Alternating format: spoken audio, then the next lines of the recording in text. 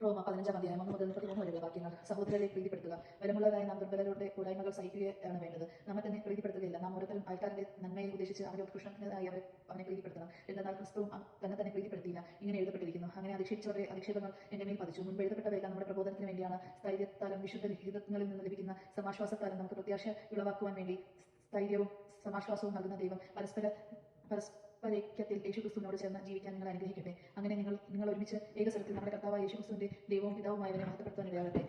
ഐക്യത്തിന് ആഹ്വാനം. ആകയാൽ ദൈവമഹത്വത്തിനായി ക്രിസ്തു നിങ്ങളെ സ്വീകരിച്ചതുപോലെ നിങ്ങൾ അന്യോന്യം സ്വീകരിക്കുവിൻ. ദൈവത്തിന്റെ സത്യനിഷ്ഠ വെളിപ്പെടുത്താൻ വേണ്ടി ക്രിസ്തു പരിശീലകർക്ക് ശുശ്രൂഷകനായി എന്ന് ഞാൻ നിങ്ങളോട് പറയുന്നു. അങ്ങനെ പിതാക്കന്മാരോട് ചെയ്ത വാഗ്ദാനം സ്ഥിരീകരിക്കപ്പെട്ടു. കൂടാതെ ദൈവകാരുണ്യത്തെക്കുറിച്ചും വിജാതിയർ അവിടുത്തെ പ്രകീർത്തിക്കുന്നതിനിടയിലാവുകയും ചെയ്തു. ഇങ്ങനെ എഴുതപ്പെട്ടിരിക്കുന്നു: ആകയാൽ വിജാതിയരുടെ ഇടയിൽ ഞാൻ അങ്ങയെ സ്തുതിക്കും, അങ്ങയുടെ നാമത്തിന് കീർത്തനം പാടും. മാത്രമല്ല, വിജാതിയരെ നിങ്ങൾ അവിടുത്തെ ജനത്തോട് ആനന്ദിക്കുമെന്ന് പറയപ്പെട്ടിരിക്കുന്നു. സമസ്ത വിജാതിയരെ കർത്താവിനെ സ്തുതിക്കുവിൻ, സമസ്ത ജനങ്ങളും അവിടുത്തെ സ്തുതിക്കട്ടെ എന്നും മറ്റൊരിടത്തും പറഞ്ഞിരിക്കുന്നു. ജെസയിൽ നിന്ന് ഒരു മുള പൊട്ടി പുറപ്പെടും, വിജാതിയരെ ഭരിക്കാനുള്ള ഉദയം ചെയ്യും. വിജാതിയർ അവനിൽ പ്രത്യാശ വയ്ക്കും എന്ന് യെശയ്യായും പറയുന്നു. പ്രത്യാശയും ദൈവം നിങ്ങളുടെ വിശ്വാസത്താൽ സകല സന്തോഷവും സമാധാനവും കൊണ്ട് നിങ്ങളെ നിറയ്ക്കട്ടെ. അവനെ പരിശുദ്ധാത്മാവിന്റെ ശക്തിയാൽ നിങ്ങൾ പ്രത്യാശയിൽ സമൃദ്ധി പ്രാപിക്കുകയും ചെയ്യട്ടെ. പൗലോസിന്റെ ശുശ്രൂഷ. സഹോദരരെ, നിങ്ങൾ നന്മയാൽ പൂരിതരും എല്ലാ അറിവും തികഞ്ഞവരും പരസ്പരം ഉപദേശിക്കാൻ കഴിവുള്ളവരുമാണെന്ന കാര്യത്തിൽ എനിക്കൊരു സംശയമില്ല. ദൈവം എനിക്ക് നൽകിയ കൃപയാൽ ധൈര്യത്തോടെ ചില കാര്യങ്ങൾ ഓർമ്മിപ്പിക്കാൻ വേണ്ടിയാണ് നിങ്ങൾക്ക് ഞാൻ എഴുതുന്നത്. ദൈവത്തിന്റെ കൃപ എന്നെ വിജാതിയർക്ക് വേണ്ടി യേശുക്രിസ്തുവിന്റെ ശുശ്രൂഷകനായി ഇരിക്കുകയാണല്ലോ. വിജാതിയരാവുന്ന ബലിവസ്തു സ്വീകാര്യവും പരിശുദ്ധാത്മാവിനാൽ പവിത്രീകൃതവും ആകാൻ വേണ്ടി ഞാൻ ദൈവത്തിന്റെ സുവിശേഷത്തിന് പുരോഹിത ശുശ്രൂഷ ചെയ്യുന്നു. അതുകൊണ്ട് ദൈവത്തിന് വേണ്ടിയുള്ള ജോലിയെക്കുറിച്ച് എനിക്ക് യേശുക്രിസ്തുവിൽ അഭിമാനിക്കാൻ കഴിയും. വിജാതിയരുടെ അനുസരണം നേടിയെടുക്കേണ്ടതിന് വാക്കിലും പ്രവൃത്തിയിലും അടയാളങ്ങളുടെ അത്ഭുതങ്ങളും ബലത്താലും പരിശുദ്ധാത്മാവിന്റെ ശക്തിയാലും ഞാൻ വഴി ക്രിസ്തു പ്രവർത്തിച്ചൊഴികെ ഒന്നിനെക്കുറിച്ചും സംസാരിക്കാൻ ഞാൻ തുനിയുകയില്ല.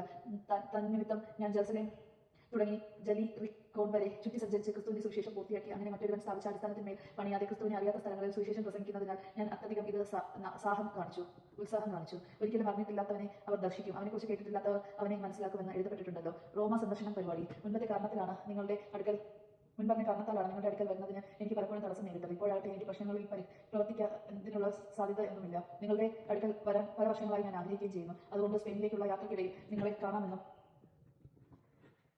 നിങ്ങളുടെ സഹവാസം ഞാൻ കുറെ കാലം ആസ്വദിച്ചതിന് ശേഷം നിങ്ങൾ എന്നെ അങ്ങോട്ടേക്ക് യാത്രയാക്കുമെന്നും പ്രതീക്ഷിക്കുന്നു. ഇപ്പോൾ ഞാൻ വിശുദ്ധരെ സഹായിക്കാൻ വേണ്ടി ജെറുസലേമിലേക്ക് പോവുകയാണ്. എന്നാൽ ജെറുസലേമിലെ വിശുദ്ധരിൽ നിർദയനീയർക്ക് കുറെ സംഭാവന കൊടുക്കാൻ മക്കെദോനിയയിലും അക്കായിയിലും ഉള്ള സന്മനസ് പ്രകടിപ്പിച്ചിരിക്കുന്നു. അവർ അത് സന്തോഷത്തോടു കൂടിയാണ് ചെയ്തിരിക്കുന്നത്. അവർക്ക് അതിന് കടപ്പാടുണ്ട്.